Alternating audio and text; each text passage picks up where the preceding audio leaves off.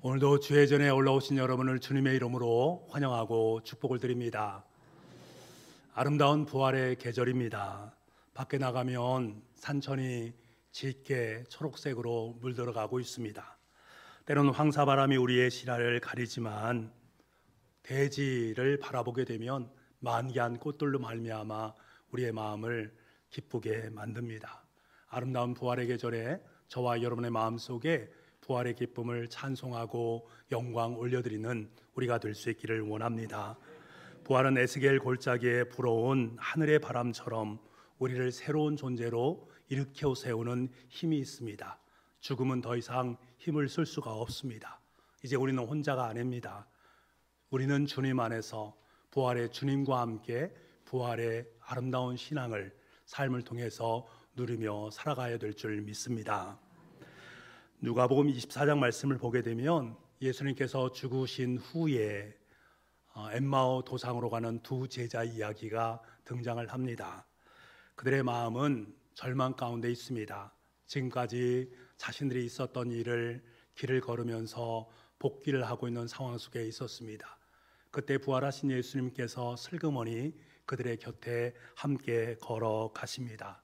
하지만 부활하신 예수님을 알아보지 못합니다. 예수님은 그들에게 무슨 일이 있었느냐라고 물으시고는 그들이 예수님에 대한 것들에 대한 부분을 상세하게 이야기를 합니다. 예수님 말씀과 행동이 얼마나 힘이 있고 능력이 있었는지, 그로 말미암아 백성들이 얼마나 하늘에 대한 소망을 품게 되었는지 하는 것을 이야기하면서, 그런데 그가 십자가의 죽으심으로 말미암아 모든 희망이 물거품되었다라는 것을 이야기합니다. 주님은 아직도 깨닫지 못하는 그들에게 성경의 말씀을 풀어주게 됩니다. 그때 그들의 마음속에 뜨거움이 임하게 되어지고 그들의 눈 속에 서광이 비치기 시작합니다. 마을 가까이 이르렀을 때 그들은 예수님을 자기 집에 초대를 합니다. 식탁에 교제를 나누면서, 그리고 예수님께서 떼어오시는 떡을 함께 나누게 됩니다. 마치 유월절 마지막 성만찬의 모습을 보는 것과 같습니다.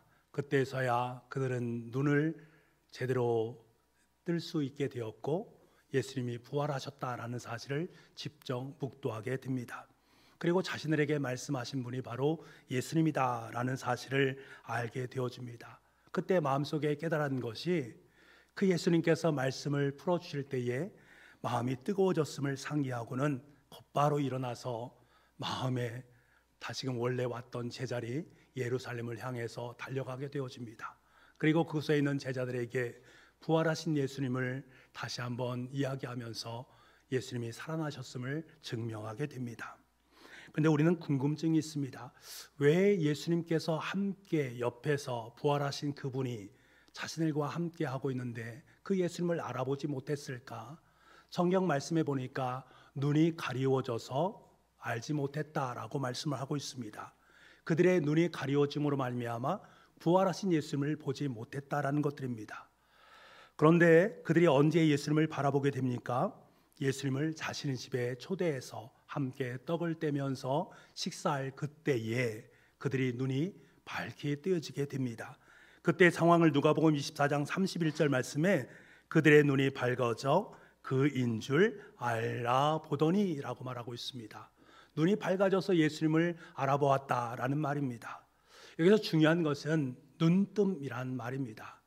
눈이 뜨였다라는 말, 눈을 뜨다라는 말은 원래 원어적 의미로 보게 되면 수동형으로 되어 있습니다. 수동태로 되어 있습니다. 내가 눈을 뜨고 싶어서 뜬 것들이 아니라 그 누군가에 의해서 눈이 띄어졌다라는 것을 의미합니다. 다시 말하면 예수님께서 그의 눈을 뜨게 만들어 주셨다라는 말씀입니다.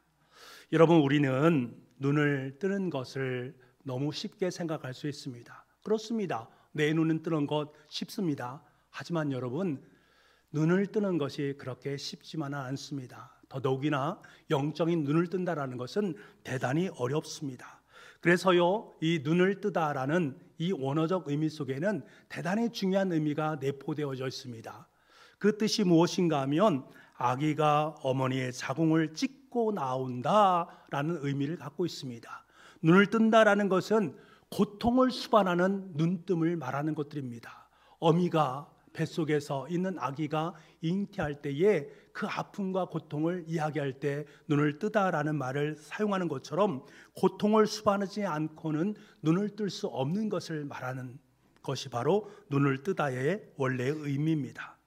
어머니가 자식을 출산할 때 우리는 그것을 산모의 고통이라고 말을 합니다. 그 고통이 얼마나 큰지는 우리 여성분들께서 잘 알 것입니다.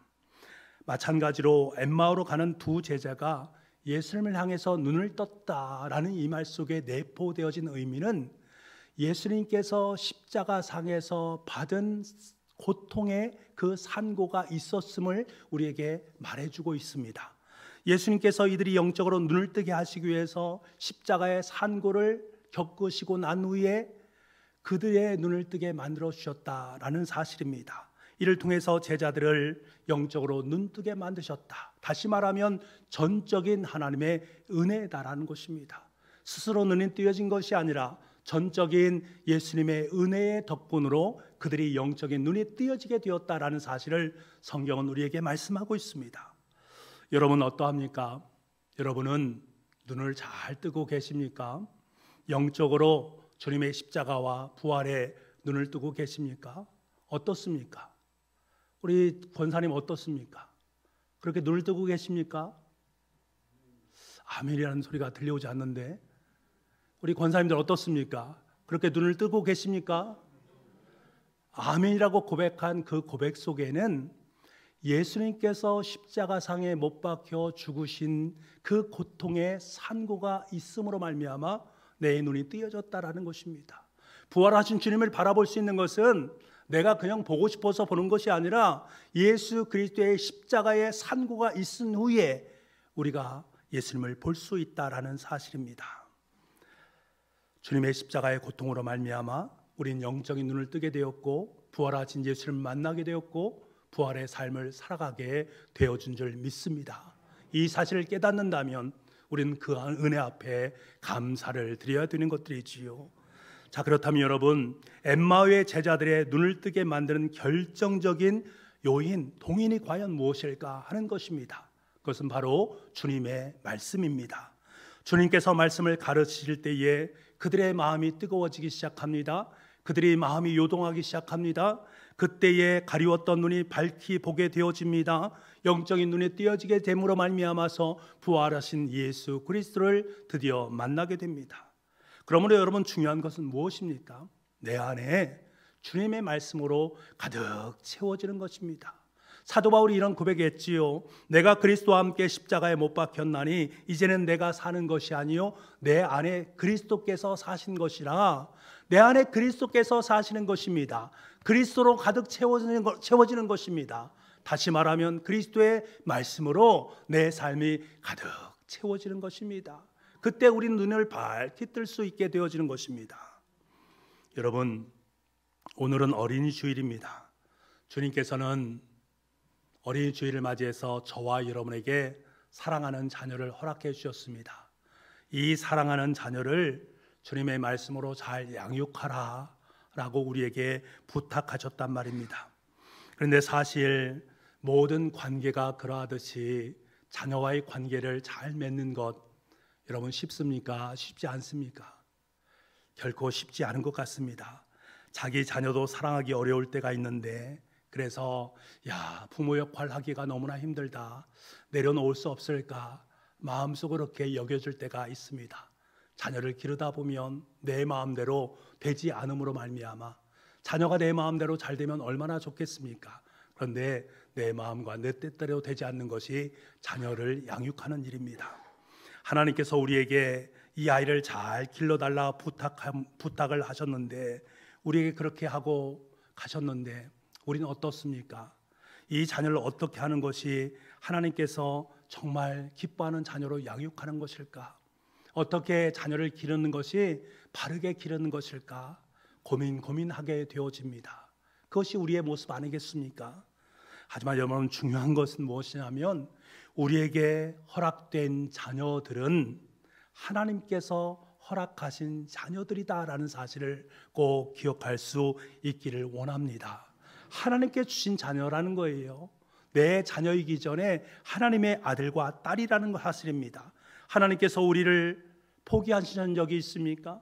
저와 여러분이 하나님 아버지 되신 하나님께서 저와 여러분을 포기한 적이 있습니까? 한 번도 주님은 우리를 포기한 적이 없습니다. 마찬가지로 하나님의 자녀인 우리 자녀들을 단 한 번도 포기하신 적이 없다라는 이 사실을 꼭 믿어야 할 줄 믿습니다. 시편 27편 10절 말씀에 뭐라고 말하냐면 내 부모는 나를 버렸으나 여호와는 나를 영접하시리이다. 부모가 자녀를 버릴 일은 없지 않습니까? 그럼에도 불구하고 그럴 수 있다라는 것입니다. 인간이기 때문에. 그런데 하나님은 결단코 그러하지 않고 그를 영접해서 자신의 품에 품어주겠다라고 약속하시는 주님의 약속의 말씀입니다. 그렇다면 어떻게 해야 합니까? 어떻게 해야 합니까? 오늘 본문 말씀인 사사기 2장 10절 말씀을 보게 되면 다음 세대에 대한 이야기가 등장합니다. 우리 이 말씀을 함께 같이 읽어보겠습니다. 시작.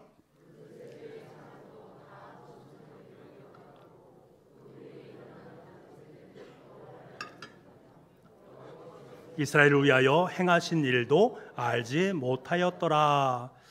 여호수아와 함께 가나안 땅을 정복했던 이스라엘 백성들 전부 다 조상으로 돌아갔다. 다시 말하면 무덤으로 돌아갔다라는 의미입니다. 요단강의 기적을 경험하고 여리고성이 무너지는 것을 경험하고 아이성에서의 철저한 실패를 경험하고 그리고 가나안 땅에 들어가서 어떻게 하나님께서 일하시고 역사하셨는가, 그 기적의 이야기를 함께 써 내려갔던 시대는 이제 끝나고 새로운 시대가 그 땅에서 삶을 살아가게 되었다. 그런데 문제가 발생하게 됩니다. 이 세대가 부모님이 그토록 신뢰하고 사랑했던 하나님을 알지 못했다라는 사실입니다. 하나님께서 이스라엘을 위해서 어떻게 행하셨는지, 하나님께서 이스라엘 백성들에게 어떤 모습으로 그들을 사랑하고 그들을 이끄시고 그들에게 은혜를 베풀어 주셨는지 이 하나님의 역사를 그들은 알지 못했습니다. 이것은 무엇을 의미합니까? 부모들이 자녀들의 세대에 이것을 가르치지 않았다라는 말이고, 부모들이 하나님을 떠났다라는 것을 방증하는 내용입니다. 이것이 오랜 시간에 이루어진 일입니까? 오랜 시간 동안 이루어진 일이 아닙니다. 단 한 세대 만에 이루어진 일입니다. 단 한 세대 만에 다음 세대는 여호와를 알지 못했고 여호와 하나님께서 어떻게 일하셨는지를 알지 못했다라고 기술하고 있습니다. 다시 말하면 엠마오로 내려가는 두 제자처럼 눈이 가려워졌다라는 거예요. 눈이 가려워지게 되니까 하나님이 보이지 않는 것입니다. 그러니까 자기의 마음에 합한 대로 자기가 살고 싶은 대로 삶을 살아가는 것입니다. 하나님께서 없는 부재의 세대를 살아가고 있는 자녀들의 모습입니다. 여러분, 요즘 우리는 어떠합니까? 부모 세대와 우리 자녀 세대에 많은 차이가 있지 않습니까? 우리 부모님들은 곧잘 이런 말을 합니다. 요즘 아이들은 참 이해하기가 힘들어. 잘 모르겠어. MZ세대 우리는 참 우리와는 많이 다른 것 같아. 너무나도 달라도 많이 달라 라고 말을 하는 분들이 계십니다. 자녀와 마주 앉아서 깊은 대화를 나누기가 쉽지가 않습니다. 자녀들의 생각을 곧잘 읽어내기가 너무나도 어렵습니다. 부모의 말을 들으면 고개를 절레절레하면서 부모님을 떠나버립니다. 어떻게 해야 하는 것입니까? 여러분, 우리 부모님들은 자녀들에게 모든 것을 남길 수 있습니다. 재산도 물려줄 수 있고요, 혈액형도 물려줄 수 있고 신체적인 유전자를 고스란히 남겨줄 수 있습니다. 우리가 말하고 행동하는 이 말투와 행동 같은 것들도 우리 자녀들에게 물려줄 수 있습니다. 자녀들은 부모의 그 무엇인가를 담게 되어 있지 않겠습니까? 하지만 여러분, 다 물려줄 수 있지만 단 하나 물려줄 수 없는 그것이 있으니 바로 신앙입니다. 자녀들은 부모의 신앙을 자동적으로 유전적으로 물려받을 수 없다라는 사실입니다. 신앙은 유전되지 않습니다. 그래서 자녀에게 신앙으로 양육하는 것이 너무나도 큰 산고처럼 여겨질 때가 있습니다. 왜 아니겠습니까? 예수님에 대해서 가려준 눈을 뜨게 하기 위해서 산고가 필요하듯이 우리 자녀들을 신앙으로 양육하는데 반드시 산고가 필요하다라는 사실입니다. 신앙의 계대는 부모의 수고와 노력을 반드시 요한다라는 사실입니다. 예수님께서 십자가에 못 박히셨듯이 우리 부모는 자녀들의 신앙 교육을 위해서 반드시 십자가에 못 박히는 고난의 과정을 겪어야만 합니다. 이 애씀과 수고, 오늘 성경은 우리에게 이렇게 말씀을 하고 있습니다. 신명기 6장 6절부터 9절까지 말씀, 우리 같이 한번 읽어보겠습니다. 시작. 오늘 내가 내게 명하는 이 말씀을 너는 마음에 새기고 내 자녀에게 부지런히 가르치며 집에 앉았을 때에든지 길을 갈 때에든지 누워 있을 때에든지 일어날 때에든지 이 말씀을 강론할 것이며 너는 또 그것을 내 손목에 매어 기호를 삼으며 내 미간에 붙여 표를 삼고 또 내 집 문설주와 바깥문에 기록할지니라. 아멘. 6절 말씀은 띄워보시기 바랍니다. 6절 말씀 보십시오. 오늘 내가 내게 명하는 이 말씀을 너는 마음에 새기고, 먼저 뭐라고 말합니까? 이 말씀을 너는 마음에 새기고. 여기서 말한 너는 누구를 말합니까? 우리 바로 부모 세대를 의미하는 말입니다. 부모가 먼저 하나님의 말씀을 마음판에 잘 각인시켜야 됩니다. 그런 다음에 마음에 새겨진 그 말씀을 자녀들에게 부지런히 가르치라라고 명령을 하고 있습니다. 어떻게 부지런히 가르치는가? 집에 있을 때에도, 길을 갈 때에도, 누워 있을 때에도, 일어날 때에도, 다시 말하면 모든 시간과 모든 장소에서 하나님의 말씀을 가르치고 강론하라 라고 말씀을 하고 있습니다. 그만큼 부모는 자녀의 신앙 교육에 진심과 열정을 품어야 된다라는 말입니다. 왜 그래야만 할까 하는 문제입니다. 왜 그래야만 되는 것입니까? 시간 날 때마다 모든 장소에서 하나님을 가르치고 하나님의 말씀을 가르치라고 말씀하신 그 이유가 무엇입니까? 자녀들의 마음에 하나님의 말씀을 새기는 그 일이 우리 부모가 부모에게 허락하신 가장 아름다운 사명이기 때문에 그렇습니다. 부모된 저와 여러분에게 하나님께서 가장 아름답고 귀하게 허락하신 사명이 무엇인가? 자녀들의 마음판에 하나님의 말씀을 새겨놓는 일입니다. 주님께 우리에게 원하시는 것이 바로 그것입니다. 이것은 마치 엠마오로 가는 두 제자에게 예수님께서 구약의 말씀을 가르친 것과 같은 원리입니다. 그때 제자들의 마음은 뜨거워짐으로 말미암아서 눈이 활짝 뜨여지게 되고 부활하신 예수님을 만나게 되지 않습니까? 마찬가지로 우리 자녀들에게도 하나님 말씀을 가르침으로 말미암아 그들의 마음을 뜨겁게 만들고 예수님에 대해서 영적인 눈에 띄어지게 함으로 말미암아 이들을 부활의 자녀로 살아갈 수 있는 아름다운 삶을 살 수 있도록 부모가 역할을 담당해야 된다는 것입니다. 부활의 신앙으로 예수님을 품에 품을 수 있고 예수님을 믿음으로 고백할 수 있을 뿐만 아니라 이 예수님의 기쁨의 좋은 소식을 친구들에게 나눠줄 수 있는 그러한 아름다운 주의 자녀로 양육할 수 있어야 됩니다. 그럼 여러분께 묻습니다. 여러분 어떠합니까? 여러분은 그렇게 자녀들을 양육하고 계십니까? 라고 여러분께 물으면 쉽게 대답하기 어렵습니다. 하나님의 말씀으로 자녀들에게 영적인 눈뜸의 자리로 나아가게 만들고 있는가? 자녀들에게 말씀에 대한 뜨거움을 선물하고 있는가? 여러분 그렇게 하고 있습니까? 예, 그렇게 하고 있습니다 라고 말하면 얼마나 좋겠습니까? 그럼 목사님은 그렇게 하고 있습니까? 저도 마찬가지로 예, 그렇게 하고 있습니다 라고 말하면 좋을 터인데 선뜻 그렇게 대답하기가 어렵습니다. 마음으로 그렇게 자녀를 양육하고 싶고 그렇게 자녀를 잘 기르고 싶습니다. 반듯한 신앙인으로 아름답게 세우기를 싶습니다만 그것이 너무나 힘들고 어렵다라는 사실을 우리는 잘 알고 있습니다. 자녀들은 부모의 뜻대로 되지 않습니다. 부모님이 생각하는 대로 살아나면 무슨 문제가 있겠습니까? 문제가 하나도 없을 것인데 그렇지 않다라는 것이 문제입니다.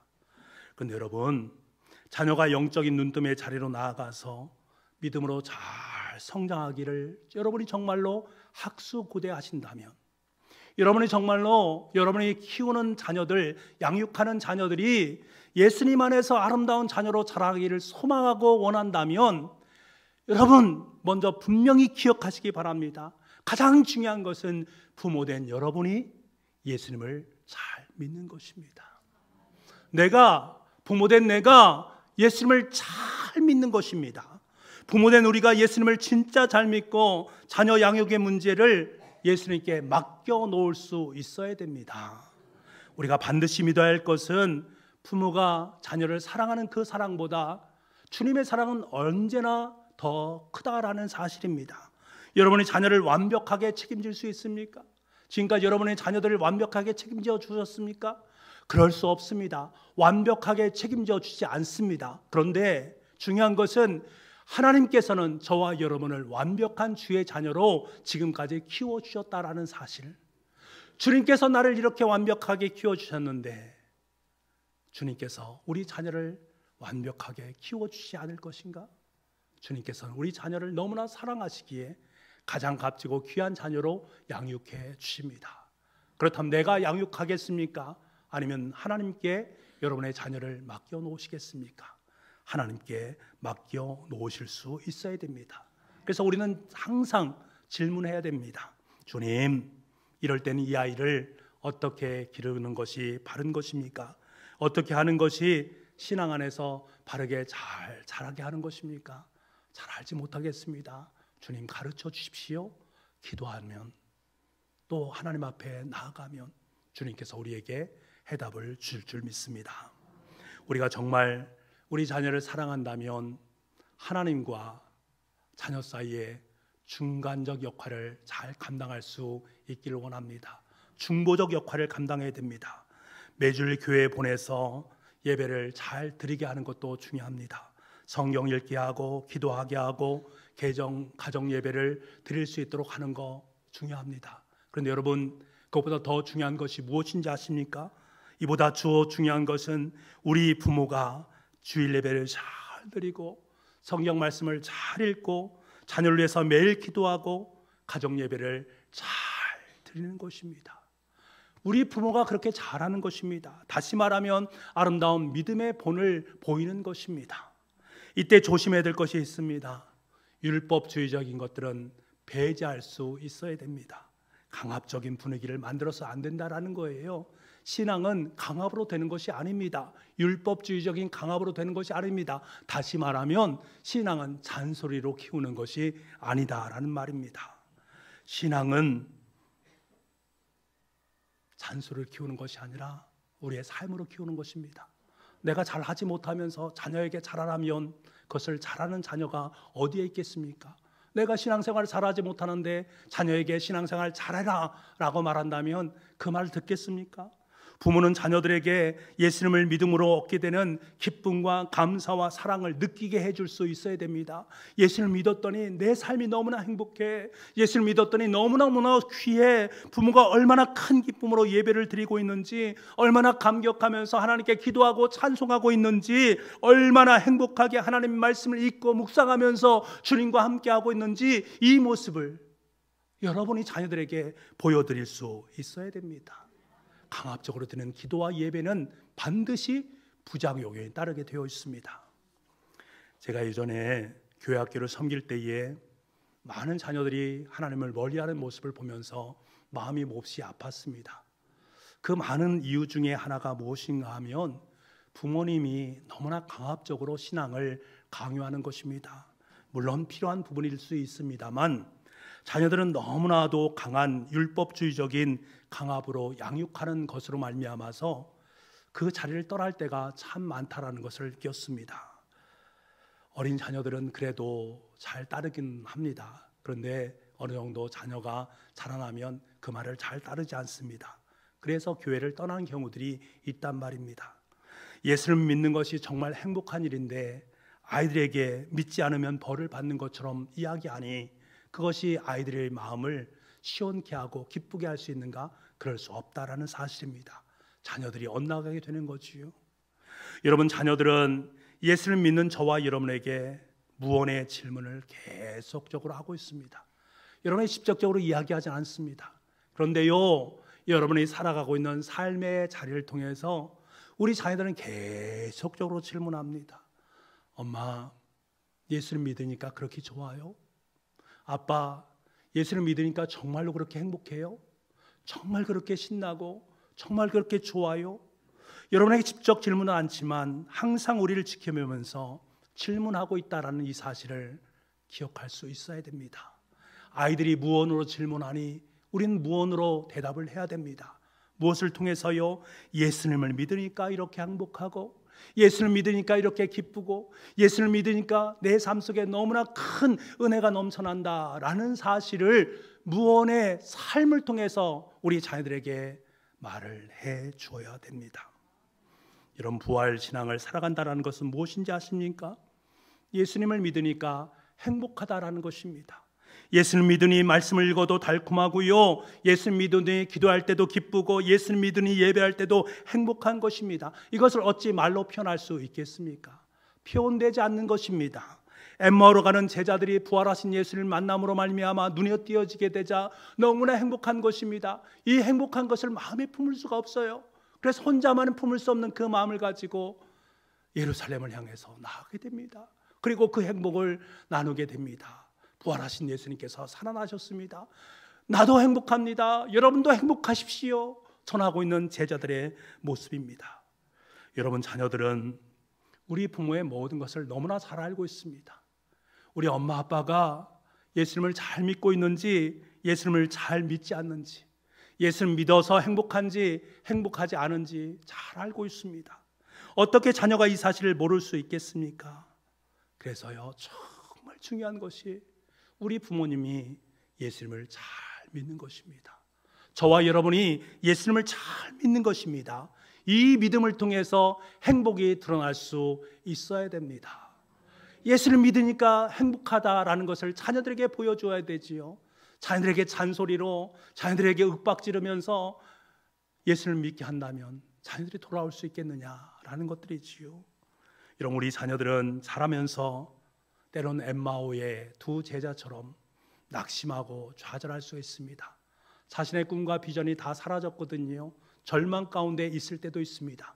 우리 자녀들 가운데 그럴 때가 반드시 있게 되어집니다. 그때 우리 자녀들은 우리 부모님들에게 묻게 되는 것입니다.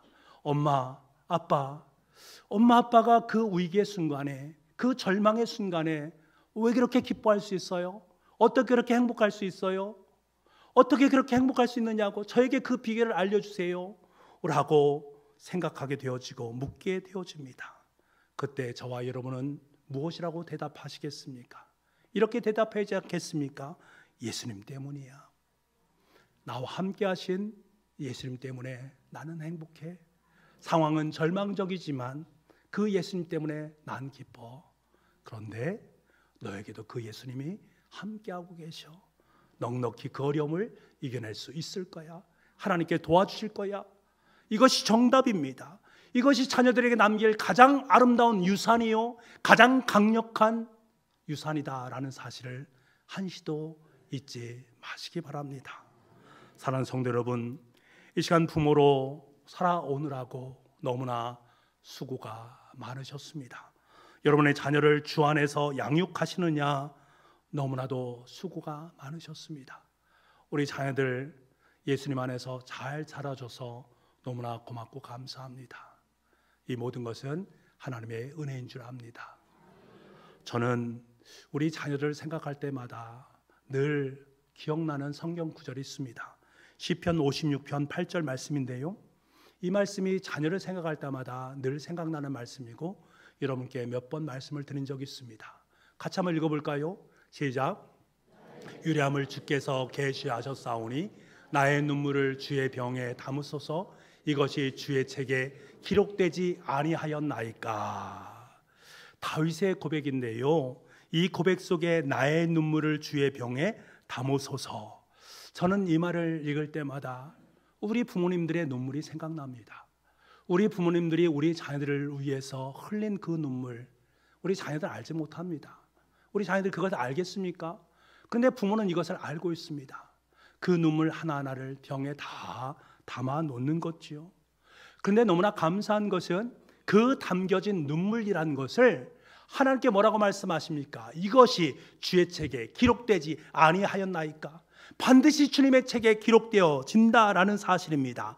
반드시 하나님께서는 이것을 외면하지 아니하시고 우리 사랑하는 자녀들의 위기의 그 순간에 그 눈물이 빛을 발하게 되어 있다는 사실입니다. 우리의 자녀들은 이것을 바라보면서 이것이 우리 부모님이 예수님을 믿었다는 증거구나, 우리 부모님들이 예수를 그렇게 사랑했던 증거구나, 우리 부모님들이 그렇게 행복하게 예수님을 외쳤던 그 증거가 바로 이것이구나 하는 사실을 우리 자녀들은 분명히 기억하게 될 것입니다. 그러므로 부모된 여러분, 예수님을 믿어도 잘 믿읍시다. 정말 예수님을 잘 믿읍시다. 예수님을 잘 믿고 자녀들에게 예수님을 잘 가르칩시다. 그리고 우리 자녀들에게 나 예수 믿어서 행복해, 나 예수 믿어서 너무나 행복해, 그 행복함을 보여줍시다. 그 다음에 자녀의 일은 하나님께 내어 맡깁시다. 하나님께서 우리 자녀들을 가장 아름답고 가장 귀한 최고의 보화로 만들어 갈 줄 믿습니다.